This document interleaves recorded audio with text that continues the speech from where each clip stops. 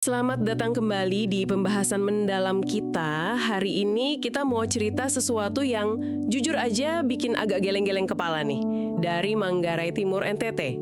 Iya, ini kasus yang cukup menyita perhatian ya. Betul, bayangin aja nih, ada proyek infrastruktur lumayan gede, terminal Kembur, habis biaya miliaran rupiah, tapi hasilnya?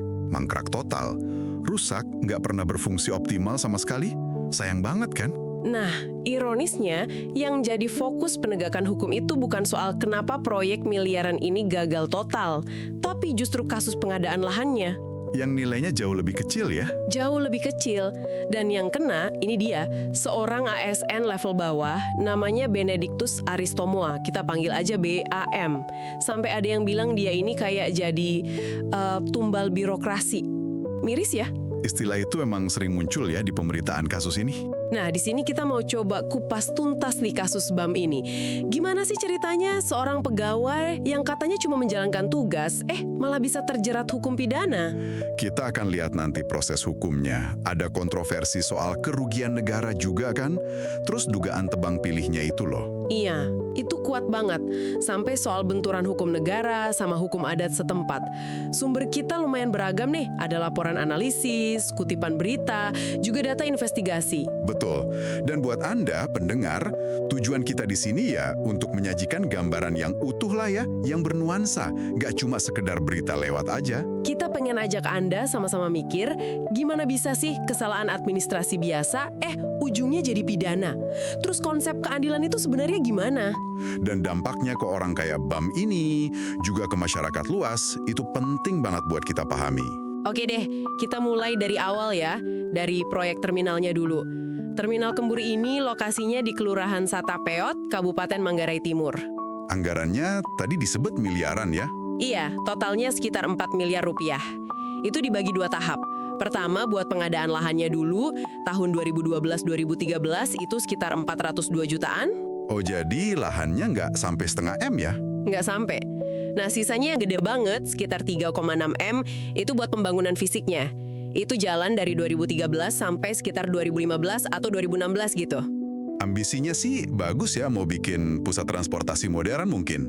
Tapi ya itu tadi, faktanya di lapangan. Pahit banget. Banyak laporan bilang terminal itu benar-benar nggak berfungsi. Bangunannya rusak di sana-sini, ya pokoknya mangkrak lah. Nah, kegagalan proyek 3,6 miliar ini kan yang awalnya bikin heboh. Publik, media, semua nyorot ke situ. Harusnya ini yang jadi fokus utama investigasi ya. Logikanya gitu. Tapi ternyata, nggak begitu kejadiannya. Arah penyidikannya malah belok. Belok kemana nih? Justru ke pengadaan lahannya itu. Dan disinilah nama Benedictus Aristomoa, si BAM ini mulai masuk ke pusaran kasus. Oke, siapa sebenarnya BAM ini? Posisinya apa waktu itu? Nah ini penting nih. BAM ini waktu itu ASN baru banget. Dia baru lulus PNS tahun 2012, terus ditunjuk jadi pejabat pelaksana teknis kegiatan PPTK. PPTK itu tugasnya apa ya? Ya, semacam pelaksana teknis di lapangan lah.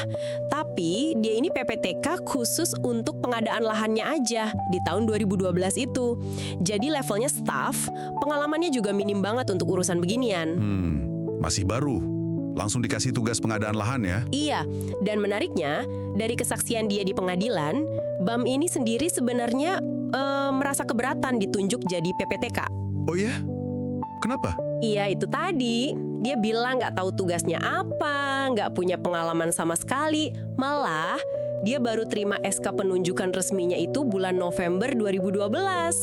November 2012. Bukannya proses pengadaan lahannya udah jalan ya sebelumnya? Nah itu dia, sebagian prosesnya udah berjalan sebelum dia resmi terima SK.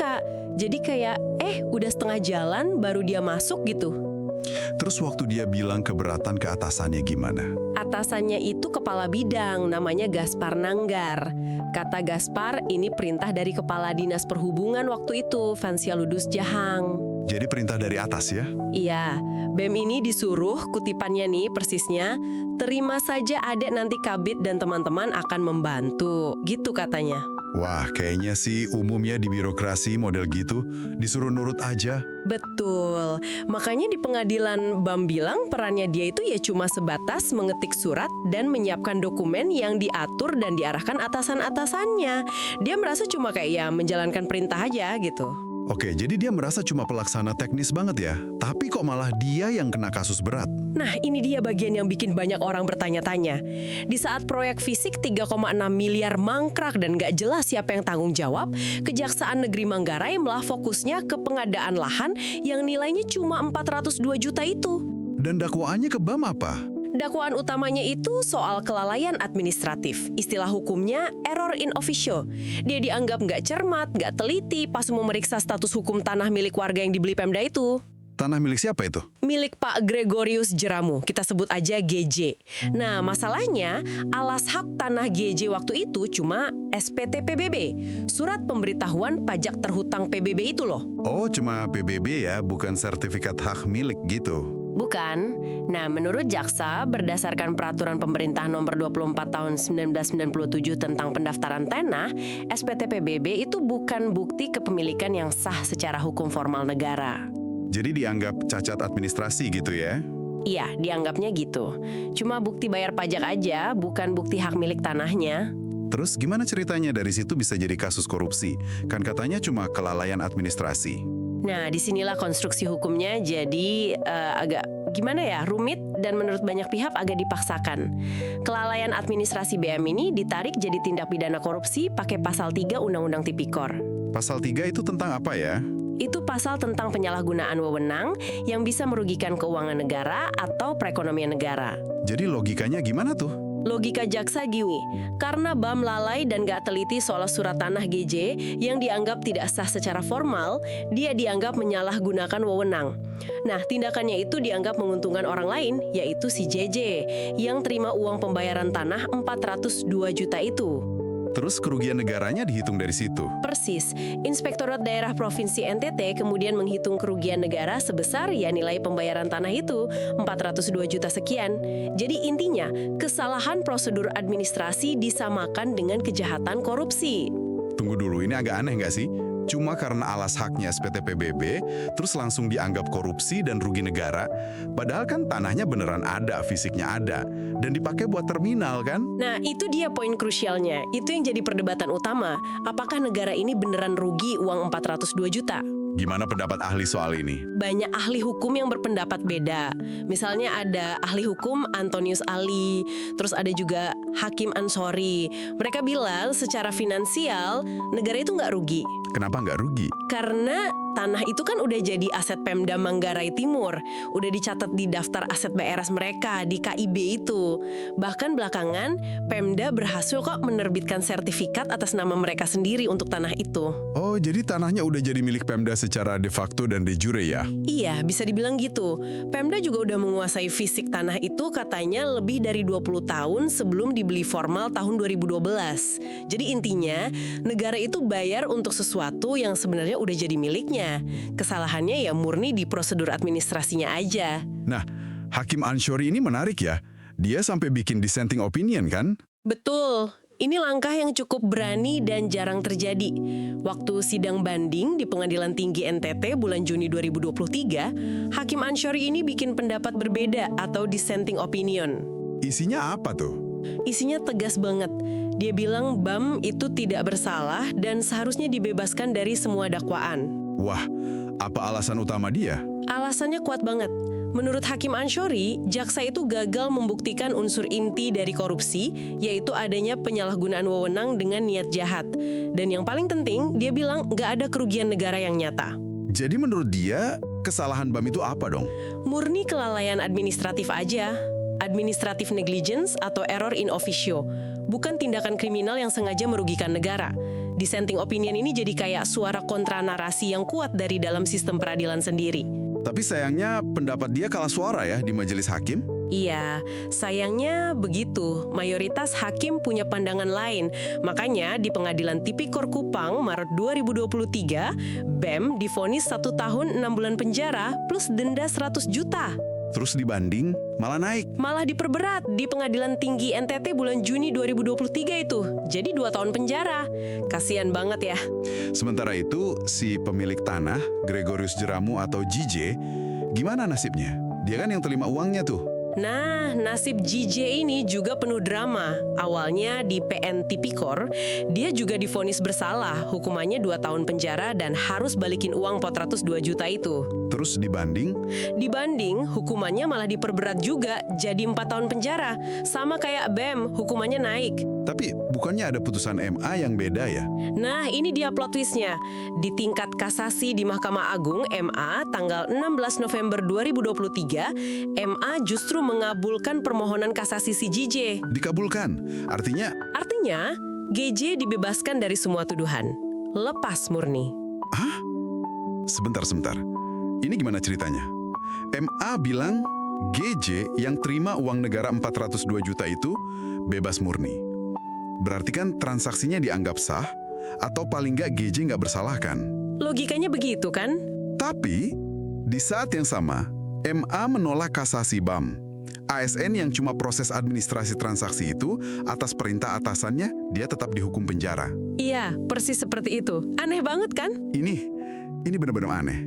Kalau transaksinya dianggap nggak masalah sampai penerima uangnya bebas, kok yang ngurus administrasinya bisa dipenjara karena dibilang merugikan negara dalam transaksi yang sama? Gimana logikanya coba? Makanya, inilah yang disebut banyak pihak sebagai paradoks yudisial. Keputusan hukum yang saling nabrak untuk kasus yang sama persis. Dan paradoks inilah yang makin bikin orang yakin kalau BAM ini cuma Cuma dijadikan tumbal birokrasi. Narasi itu jadi makin kuat banget setelah putusan MA yang kontradiktif ini. pantas saja kalau publik jadi marah dan curiga ya. Kritik muncul dari mana-mana kan? Keras banget.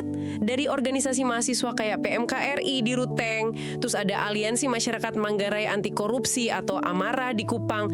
Tokoh muda kayak Ferdi Hasiman juga vokal banget. Pertanyaan mereka sama semua ya intinya. Sama. Kenapa sih Kejaksaan Manggarai ini ngotot banget ngurusin kasus tanah yang cuma 402 juta ini, tapi kasus proyek fisik terminal yang 3,6 miliar, yang jelas-jelas mangkrak dan pasti rugi besar itu, kok kayaknya adem ayem aja, diabaikan gitu kesannya. Dugaan publik jadi makin liar pasti ya. Ada yang bilang ini sengaja disetting. Ada yang bilang ini settingan, kong kali kong buat ngelindungin orang-orang gede yang mungkin bermain di proyek fisik terminalnya itu. Tuduhan kalau kejari, main mata atau berselingkuh sama pihak tertentu jadi rame banget dibicarain. Intinya, ada ketakutan kalau kasus tanah ini sengaja diangkat buat nutupin borok yang lebih gede di proyek fisiknya gitu ya. Bisa jadi, dan kecurigaan ini bukan tanpa alasan loh. Kalau kita lihat faktanya, beberapa pejabat tinggi yang perannya sentral banget dalam kasus ini cuma diperiksa sebagai saksi. Siapa aja tuh misalnya? Ya, atasannya BAM tadi, Fensialdus Jahang, Kepala Dinas Perhubungan waktu itu yang kasih perintah ke BAM. Namanya dia bahkan tercantum sebagai pihak pembeli loh atas nama Pemda di surat jual beli tanahnya. Terus kepala bidangnya, si Gaspar Nanggar. Nah, Gaspar Nanggar juga sama. Dia kan Kabid Perhubungan Darat, atasan langsungnya BAM, yang kasih arahan teknis, yang katanya ikut negosiasi harga. Bahkan ada cerita dia ikut ritual adat kepok segala ke GJ yang mau jual tanah. Dia juga jadi PPTK untuk anggaran tahun berikutnya. Tapi ya itu, cuma saksi. Selain mereka, Mantan Bupati Yosef Tote, terus kontraktor proyeknya juga cuma diperiksa sebagai saksi. Kan aneh. kalau coba kita lihat dari sisi lain ya, mungkin dari sudut pandang pragmatis penegak hukum, walau ini mungkin nggak etis ya, bisa jadi ada alasannya kenapa fokus ke kasus tanah. Alasan apa kira-kira? Ya, kasus tanah ini kan secara administrasi kelihatannya lebih mudah dibuktikan. Ada celah di surat SPT PBB tadi menurut PP 24997 itu. Jaksa mungkin merasa ini kasus yang lebih pasti bisa dimenangkan di pengadilan. Dibanding ngusut proyek fisik yang rumit gitu ya. Dibanding harus bongkar proyek fisik 3,6 miliar yang pasti melibatkan banyak pihak kuat. Ada kontraktor, ada pejabat penanggung jawab anggaran yang lebih tinggi, risikonya lebih besar, politiknya lebih panas mungkin. Jadi BEM yang posisinya paling bawah nggak punya power apa-apa jadi sasaran yang paling gampang gitu. Kemungkinan besar begitu. Dia jadi target termudah untuk dikorbankan. Istilahnya, biar kelihatan ada kasus korupsi yang ditangani, sementara kasus utamanya yang lebih besar mungkin diamankan. Masuk akal juga sih kalau mikirnya gitu. Dan ini diperkuat lagi sama fakta bahwa BEM itu kan nggak dituntut buat balikin uang kerugian negara. Beban itu kan dialihkan ke GJ. Ini kan nunjukin kalau BEM emang nggak nikmatin uangnya sepeser pun. Dia dihukum murni karena dianggap salah prosedur. Klop banget sama narasi tumbal. Betul-betul. Nah, selain soal tebang pilih ini, ada aspek lain yang menarik juga kan ya, soal benturan hukum negara sama hukum adat. Iya, ini penting banget di konteks Manggarai. Jadi kepemilikan tanah si Gregorius Jeramu itu, meskipun surat formalnya cuma SPT PBB, secara adat itu diakui kuat loh. Diakui gimana maksudnya? Itu tanah warisan turun-temurun keluarganya. Dia udah kuasai fisik tanah itu sejak tahun 1982. Ada pengakuan juga dari tokoh adat setempat, namanya Tua Golo. Terus hukum nasional gimana soal penguasaan fisik lama gitu? Nah, hukum agraria nasional kita sendiri, UU Pokok Agraria, sebenarnya mengakui kemungkinan orang bisa dapat hak milik kalau udah menguasai tanah secara fisik terus-menerus lebih dari 20 tahun. Apalagi UUD 1945 kita, di pasal 18B ayat 2, jelas bilang, negara menghormati dan melindungi hak-hak masyarakat hukum adat. Tapi kayaknya kejaksaan nggak lihat ke arah sana ya. Fokusnya kaku banget ke PP 24997 yang bilang PBB nggak sah. Iya, seolah-olah realitas sosial dan hukum adat yang hidup di masyarakat itu diabaikan gitu aja.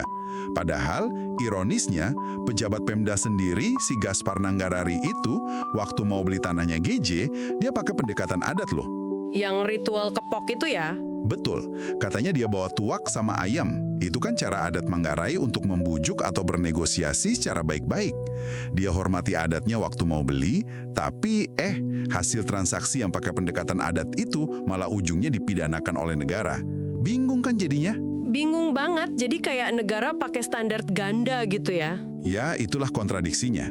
Makanya putusan MA yang akhirnya membebaskan GJ itu bisa jadi semacam pengakuan tersirat ya atas hak adatnya GJ.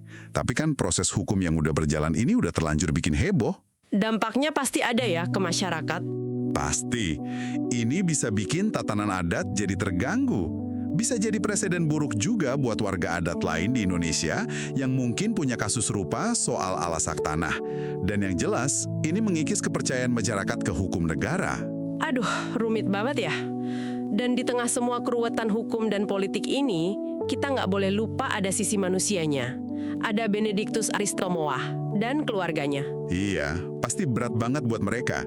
Perjuangan adiknya, Jeffrey Moa, sama istrinya BAM, Scholastica Setiman Marut, buat cari keadilan itu kan sampai diliput media juga. Iya, kelihatan banget perjuangan mereka. Bagi keluarga, vonis buat BAM ini jelas nggak adil.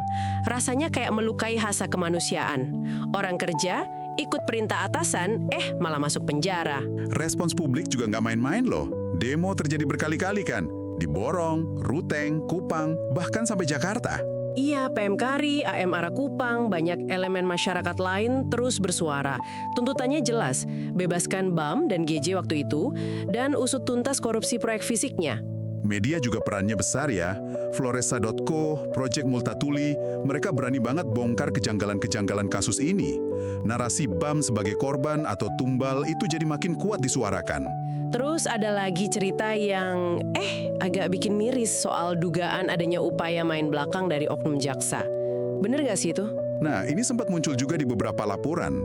Katanya, Jaksa Daniel Merdeka Sitorus, yang waktu itu jadi kasih pidusus di Kejari Manggarai, pernah nawarin sesuatu ke keluarga BAM. Nawarin apa? Katanya nawarin buat tanda tangan surat pengembalian kerugian negara yang 402 juta itu. Sumber uangnya disebut dari hamba Allah atau malah bupati. Tujuannya apa nawarin gitu? Iming-imingnya, kalau keluarga mau tanda tangan, nanti tuntutan buat BAM bakal diringankan. Cuma 1 tahun 6 bulan penjara aja katanya. Terus keluarganya mau? Nggak mau sama sekali. Keluarga BAM menolak mentah-mentah tawaran itu. Mereka anggap itu jebakan. Kalau mereka tanda tangan, kan seolah-olah mengakui BAM salah dan ikut menikmati uangnya. Padahal mereka yakin BAM nggak salah. Waduh, kalau cerita ini bener parah banget ya. Praktik kayak gitu kan gak etis banget dan mencoreng penegakan hukum kita. Iya, ini dugaan yang sangat serius. Nah, kalau kita coba tarik sedikit ke konteks yang lebih luas nih, soal pemberantasan korupsi di Indonesia secara umum. Ada data menarik dari ICW baru-baru ini. Gimana datanya? Ternyata, jumlah penanganan kasus korupsi oleh aparat penegak hukum kita, KPK, Kejaksaan, Polri, di tahun 2024 ini turun drastis, sampai 54% dibanding tahun 2023. Cuma ada 364 kasus di 2024. Itu angka terendah dalam 5 tahun terakhir loh. Turun sampai setengahnya lebih, kok bisa gitu ya? Padahal anggaran buat berantas korupsi kan katanya gede. Nah, itu dia pertanyaannya. ICW juga catat ada potensi dana triliunan rupiah anggaran pemberantasan korupsi yang malah nggak terserap maksimal. Di Kejaksaan dan Polri aja bisa ratusan miliar rupiah yang nggak terpakai di 2024. Aneh ya, duitnya banyak tapi kasus yang ditangani malah turun. Terus kalau kita sambungin ke kasus BAM ini gimana?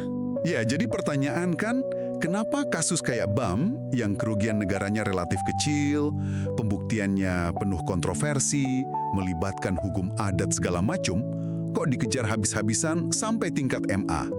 Sementara di sisi lain, penindakan kasus korupsi secara umum malah menurun, padahal anggarannya besar. Prioritas penegak hukum kita ini sebenarnya di mana? Pertanyaan bagus banget itu. Oke deh, jadi kalau kita rangkum nih ya, perjalanan panjang kita membahas kasus ini, intinya kita punya Benediktus Aristomoa, ASN baru, yang kejebak di kasus korupsi proyek terminal Kembur yang gagal total. Tapi fokus hukumnya aneh, malah ke pengadaan lahan yang nilainya kecil, bukan ke proyek utamanya yang mangkrak. Terus ada perdebatan soal kerugian negara, benturan hukum formal sama hukum adat, dan puncaknya itu tadi, paradoks hukum di MA. Si penerima uang bebas, yang proses administrasi malah dihukum. Makanya narasi BAM sebagai tumbal birokrasi jadi kuat banget. Dan keluarganya sampai sekarang masih berjuang ya, katanya mau ajukan PK. Iya, peninjauan kembali PK. Mungkin pakai bukti baru atau novum berupa putusan bebasnya Gregorius Jeramu itu. Kita doakan aja yang terbaik buat mereka. Ya, kasus ini memang benar-benar memaksa kita buat mikir ulang ya. Ini bukan cuma soal satu orang, tapi cermin dari masalah yang mungkin lebih sistemik. Dan ini mungkin jadi pertanyaan reflektif buat Anda, pendengar. Kalau hukum formal negara kita terasa kaku, kadang nggak sejalan sama rasa keadilan masyarakat, atau bahkan hukum adat yang udah hidup lama, gimana caranya kita memastikan penegakan hukum itu benar-benar adil, nggak cuma sekedar ngikutin pasal di atas kertas? Dan satu lagi mungkin ya, dalam sistem yang bisa membiarkan proyek gede miliaran rupiah gagal total kayak terminal Kembur itu, siapa sih yang seharusnya paling bertanggung jawab? Apakah cukup menyalahkan staf pelaksana teknis di level paling bawah, kayak BAM? Atau jangan-jangan kita perlu lebih berani melihat ke atas, ke para pengambil keputusan, perencana anggaran, pengawas proyek, yang mungkin justru seringkali lolos dari jerat hukum. Ini pertanyaan soal akuntabilitas yang sesungguhnya dalam sistem kita. Pertanyaan-pertanyaan ini penting banget buat terus kita diskusikan bersama. Mencari keadilan sejati dalam sistem yang rumit ini memang nggak pernah mudah. Semoga pembahasan kita kali ini bisa kasih Anda perspektif baru ya, tentang tragedi di balik proyek Terminal Kembur dan nasib seorang Benediktus Aristomoa.